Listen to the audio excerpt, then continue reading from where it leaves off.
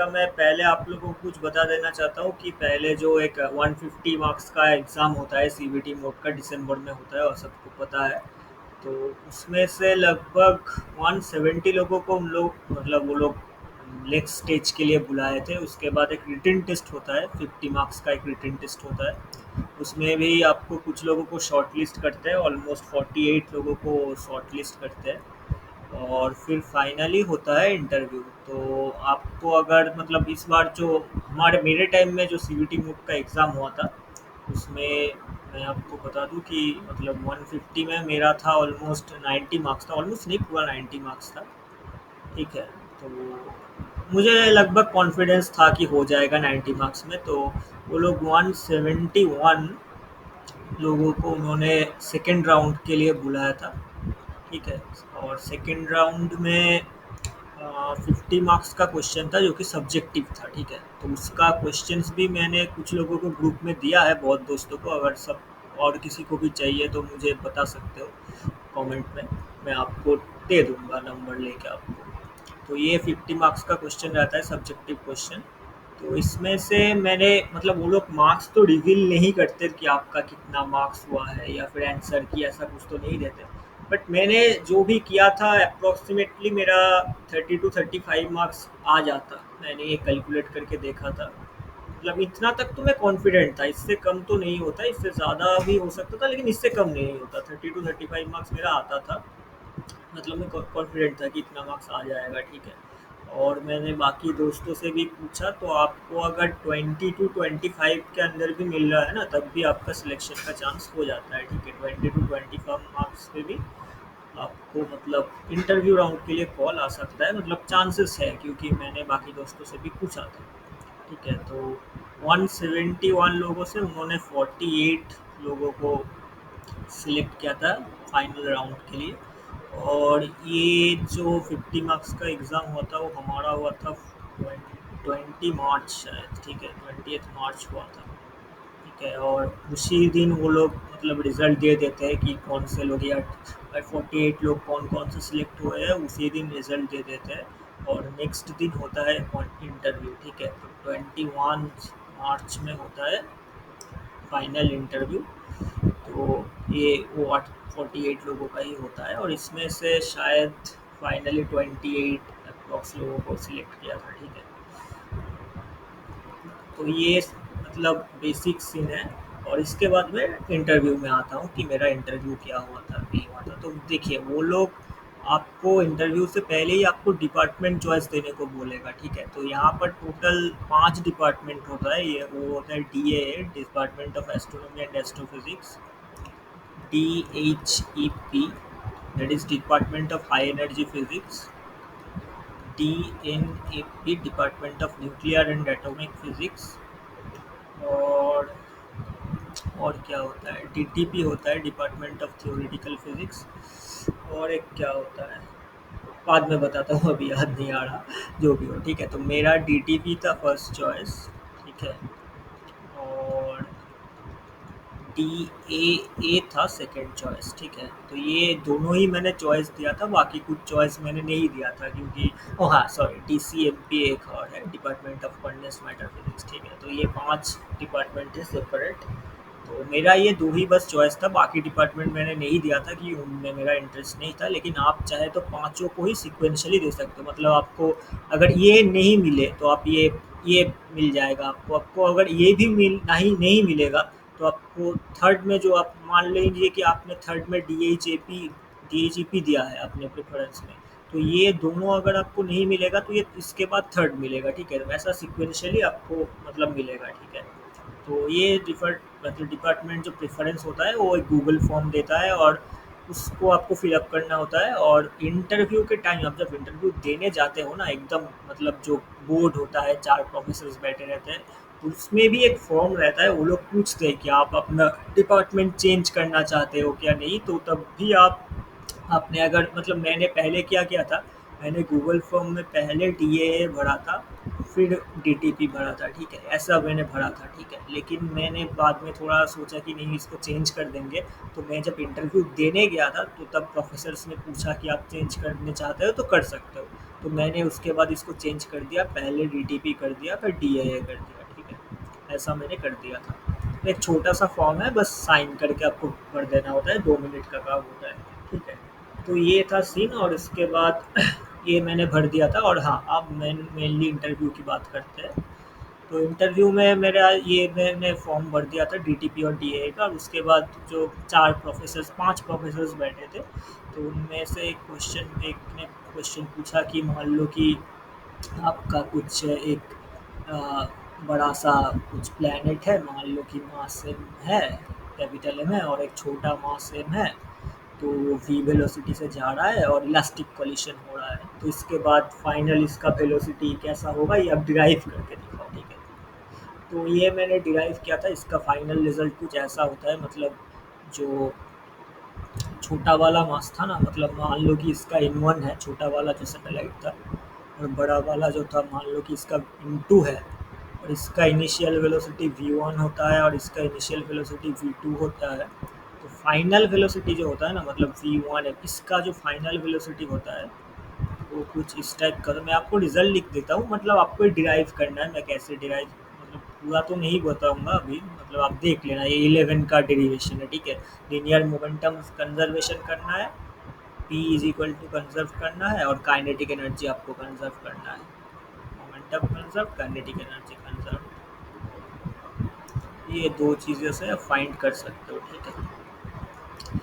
तो ऐसे आप फाइंड कर सकते हो।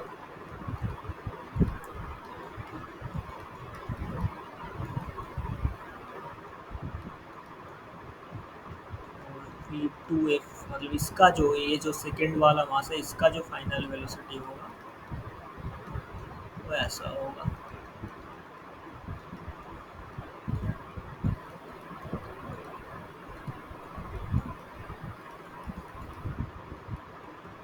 ठीक है, तो ये आप चेक कर लेना थोड़ा, और ये इससे सिंपल दो फॉर्मूले से आपको डिराइव करना है, ठीक है। तो ये मैंने पहले, मतलब मेरा थोड़ा साइन में मिस्टेक हो गया था कैलकुलेशन के टाइम, तो उन्होंने बोल दिया कि आपने यहाँ मिस्टेक किया है, तो ये थोड़ा मिस्टेक हुआ था, लेकिन फाइनली रिजल्ट किया था मैंने, तो ये वाला ठीक ठाक था, ठीक है।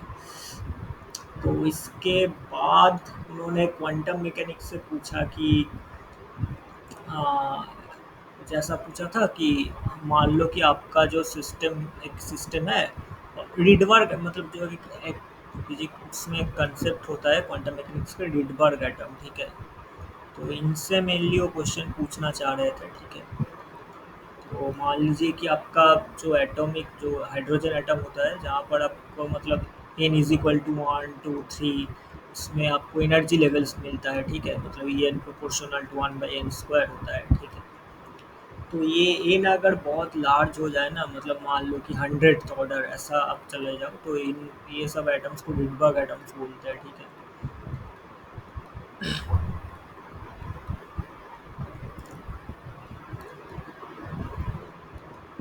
तो पहले तो उन्होंने बोला कि आपको मतलब मतलब मान लो कि एक एटॉम दिया हुआ है, और उसका मतलब न्यूक्लियस है, कुछ रेडियस है, तो आपको उससे एनर्जी स्केल का आइडिया कैसे लगा सकते हो, और या फिर आपको एनर्जी स्केल दिया हुआ है कुछ, ये आपको पता है, तो आप रेडियस कैसे निकाल सकते हो, वाइस वर्सा। तो ये सिंपली आपको मतलब पता होता है कि बोर मॉडल का फॉर्मूला होता है L is equal to n h cut, और इससे आप ये कर सकते हो M V R is equal to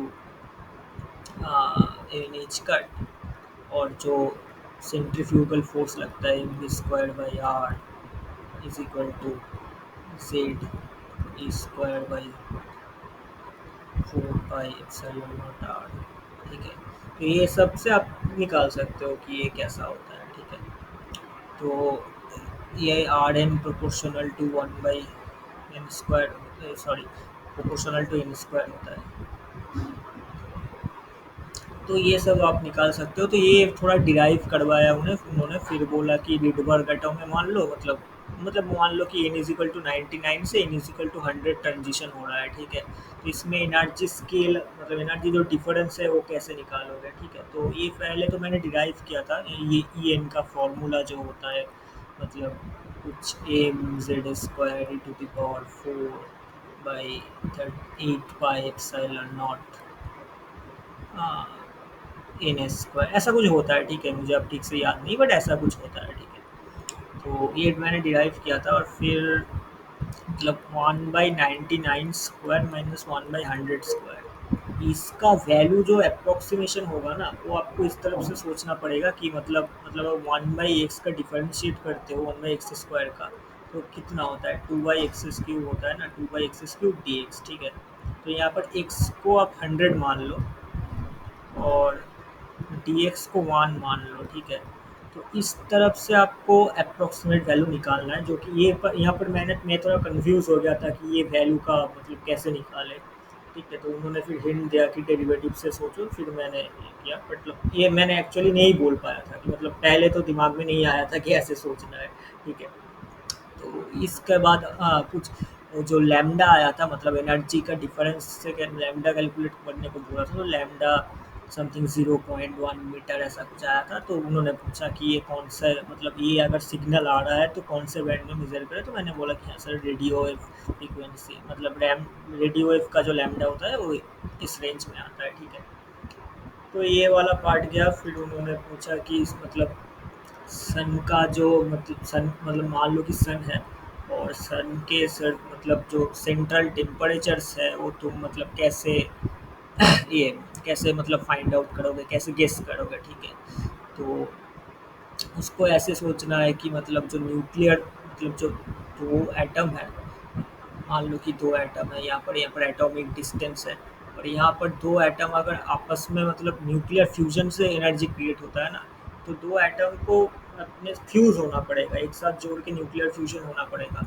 तो एटॉमिक डिस्टेंस को मतलब जो रिपल्शन होता है, इसको कवर करने के लिए उतना काइनेटिक एनर्जी आपको चाहिए, मतलब काइनेटिक एनर्जी इतना होना चाहिए, ये 3y/2 kT का वैल्यू इतना होना चाहिए कि वो एटॉमिक रिपल्शन को कवर कर पाए और फ्यूज़ हो पाए अपने साथ। तो ये जो 3/2 kT का वैल्यू होता है, उसका उसको आप अप्रोक्सीमेटली ये पकड़ सकते हो, ठीक है। मतलब दो एटम है, इलेक्ट्रॉन है मान लो, ठीक है, जेड वैल्यू है, जेड ई, तो ये दोनों आपस में अगर मिलना चाहे, फ्यूज़ होना चाहिए, तो ये जो पोटेंशियल होता है, इस पोटेंशियल को ओवरकम करना होगा, काइनेटिक एनर्जी का वैल्यू उतना होना चाहिए, ठीक है। तो इतने में आप ये इक्वेशन से आपको फाइंड आउट करना होगा कि टी जो होता है वो अप्रोक्सीमेटली कितना होता है। तो इससे आप कैलकुलेट करोगे तो T of the order of 10⁻7 kelvin आएगा, ठीक है।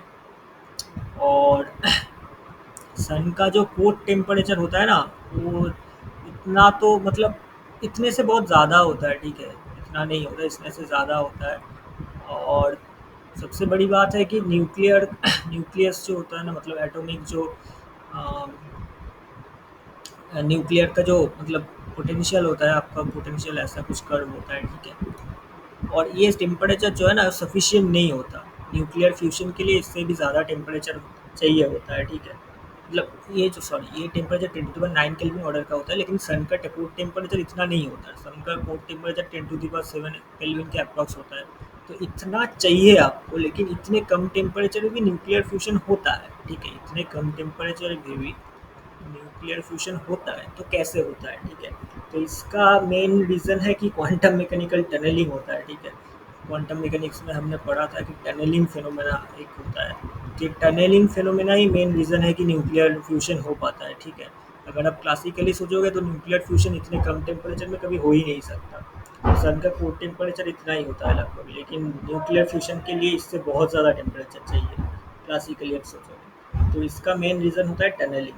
तो इतना तक ये वाला पार्ट मेरा ठीक ठाक दिख था, ठीक है। उसके बाद क्या हुआ, उसके बाद उन्होंने कुछ न्यूक्लियर से क्वेश्चन पूछना स्टार्ट किया, मतलब एक प्रोफेसर थे जो कि न्यूक्लियर से थोड़ा पूछना चाह रहे थे, जो कि न्यूक्लियर का मेरा आइडिया बिल्कुल नहीं था, तो मैंने पहले ही बोल दिया कि ये टॉपिक मुझे नहीं आता, ठीक है। तो उन्होंने ये छोड़ दिया, ठीक है। और फाइनली उसके बाद सभी को एक एडवांस क्वेश्चन पूछना है, ठीक है। तो उस एडवांस क्वेश्चन में मैंने मुझे पूछा था, एक इंटीग्रल पूछा था, सॉरी ये माइनस इन्फिनिट टू इन्फिनिट था,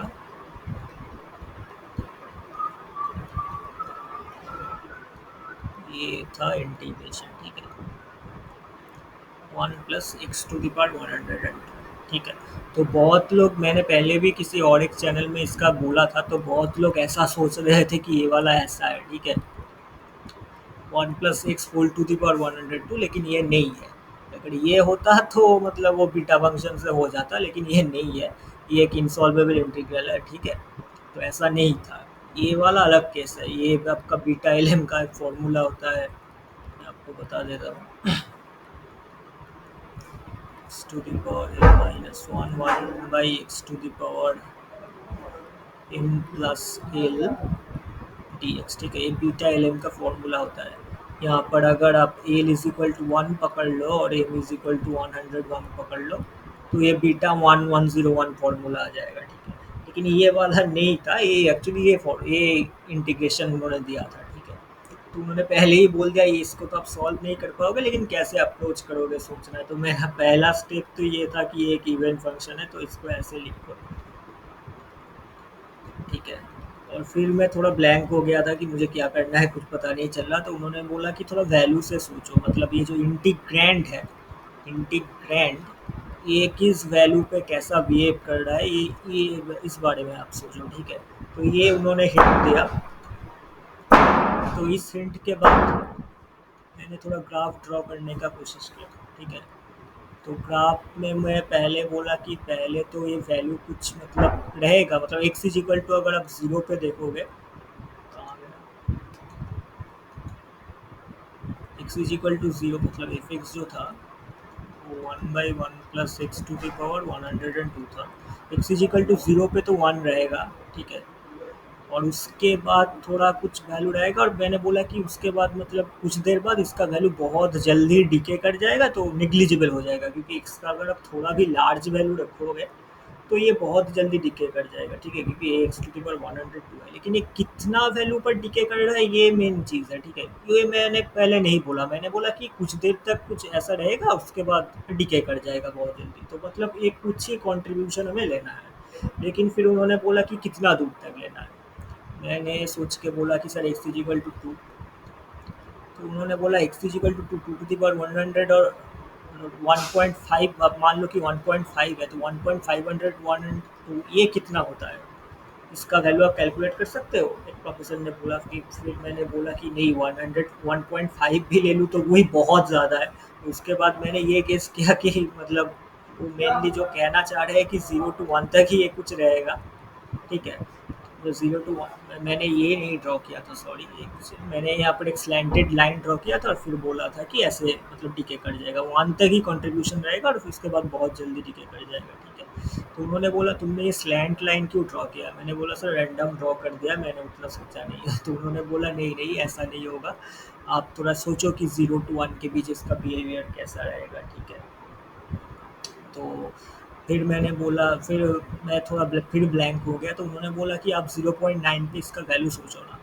तो मैंने सोचा कि मतलब वन बाई अगर 1.1 प्लस 0.9 टू दी पावर 102 लोगे, 102, कोई भी फ्रैक्शन ले लो आप, 0 से 1 के बीच में कोई भी फ्रैक्शन ले लो ना, कोई भी फ्रैक्शन 0 पॉइंट समथिंग कुछ, 0.5 ले लो, 0.8 ले लो, कोई भी फ्रैक्शन ले लो, उसके पावर में आप अगर 102 लोगे ना, तो मतलब निग्लिजिबल वैल्यू होगा, कुछ भी नहीं होगा। अगर ये कैलकुलेटर में भी आप बैठा के देखोगे तो ज़ीरो देगा, ठीक है।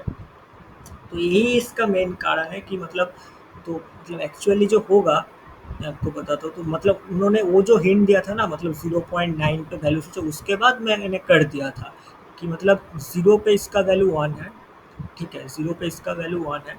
0.9 टू द पावर 102 भी लोगे तो भी इसका वैल्यू 0 देगा, ठीक है, ऑलमोस्ट 0 देगा, बहुत कम है। तो मतलब 0 to 1 के बीच, या एक्स इजिकल टू 0 है या एक्स इजिकल टू 1 है, ठीक है, 0 to 1 के बीच इसका वैल्यू कुछ 1 ही रहेगा। 1 पे सडनली, मतलब एक स्टेप फंक्शन जैसा होता है, 1 पे सडनली इसका वैल्यू क्या होगा, 1 plus 1 to the power 102 is equal to 1/2, मतलब एक्स इजिकल टू 1 पे सडनली इसका वैल्यू हाफ हो जाएगा, ठीक है। 1 के थोड़ा भी पहले आप जाओगे, मतलब 1 माइनस पे आप जाओगे, लिमिट के केस में, लिमिटिंग केस में आप 1 माइनस में जाओगे ना, तो भी इसका वैल्यू ऑलमोस्ट 1 रहेगा। जब भी इसका value exactly x is equal to 1 होगा, तब इसका वैल्यू एफ एक्स का वैल्यू 1/2 हो जाएगा। और उसके बाद सडनली ये डिके कर जाएगा, मतलब तो मतलब with in an instant 1 plus थोड़ा सा भी आप 1 से इंक्रीज करोगे तो सडनली डिके कर जाएगा और मतलब नेग्लिजिबल कंट्रीब्यूशन हो जाएगा।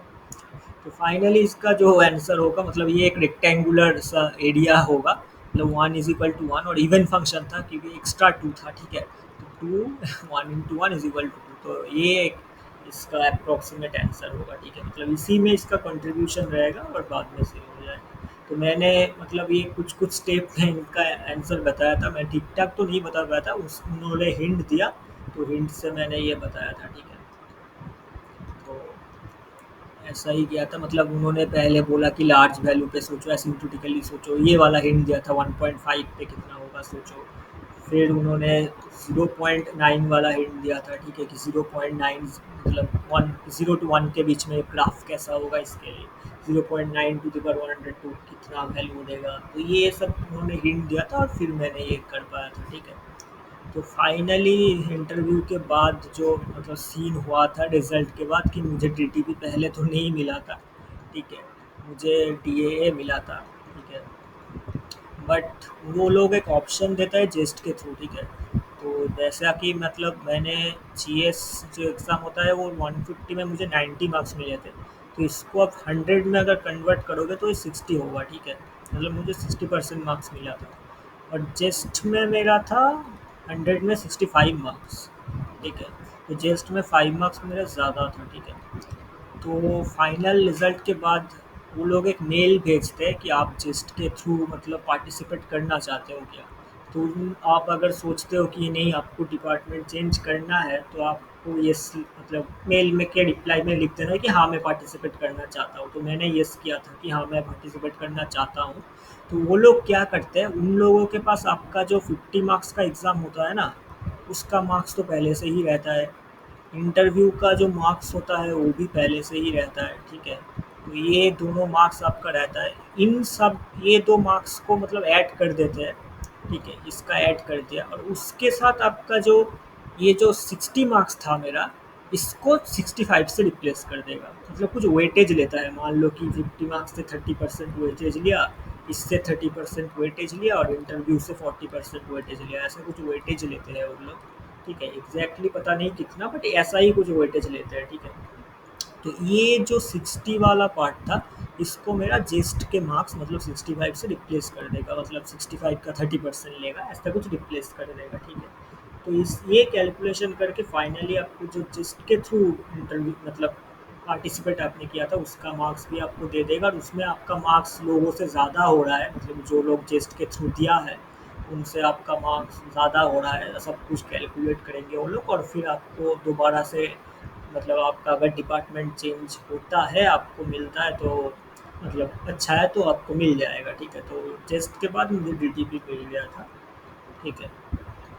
तो पहले जीएस एग्ज़ाम के थ्रू 6 लोगों को उन्होंने डीटीपी पे लिया था और जेस्ट के थ्रू 3 लोगों को उन्होंने डीटीपी पे लिया था, ठीक है। जीएस एग्ज़ाम के थ्रू शायद टोटल 25 अप्रॉक्स इतने लोगों को लिया था, ठीक है। 24 या 25 और जेस्ट के थ्रू 9 लोगों को लिया था टोटल, ठीक है। टोटल बोल रहा हूँ ये मैं मतलब 5 डिपार्टमेंट मिला के, ठीक है। तो टीटीपी में टोटल 9 लोगों को लिया था, ठीक है, जेस्ट मिला के और जीएस मिला के, ठीक है। तो यही सीन है और आप लोग अगर मतलब जो भी हो मतलब टीआई फर्म में अगर इंटरव्यू देना है तो मतलब ज़्यादा आपको सोचना नहीं है, वो लोग आपको पूरा आंसर कभी नहीं बताएंगे, वो लोग बस आपको हिंट देंगे और आपको टेंशन लेने की बिल्कुल ज़रूरत नहीं है। आप लोग मतलब उनके हिंट को थोड़ा ग्रैब करना, ठीक है। वो लोग ऐसा नहीं है कि आपको कुछ दे देगा और आप पूरा सॉल्व कर दोगे, ऐसा नहीं है। आपको मतलब हिंट तो वो लोग देंगे कि इससे इस तरह से सोचो, इस तरह से सोचो, ठीक है। आपको बस थोड़ा हिंट ग्रैब करना है और फाइनल रिजल्ट तक वो लोग मतलब आपको वो लोग ले जाएंगे फाइनल रिजल्ट की तरफ, मतलब कितना हिंट दे रहे हैं उसके ऊपर ही मार्क्स है, ठीक है। तो यही था आज के लिए और फिर मैं इसके बाद C S I R NET का भी एक वीडियो बनाऊंगा। तो thank you so much guys.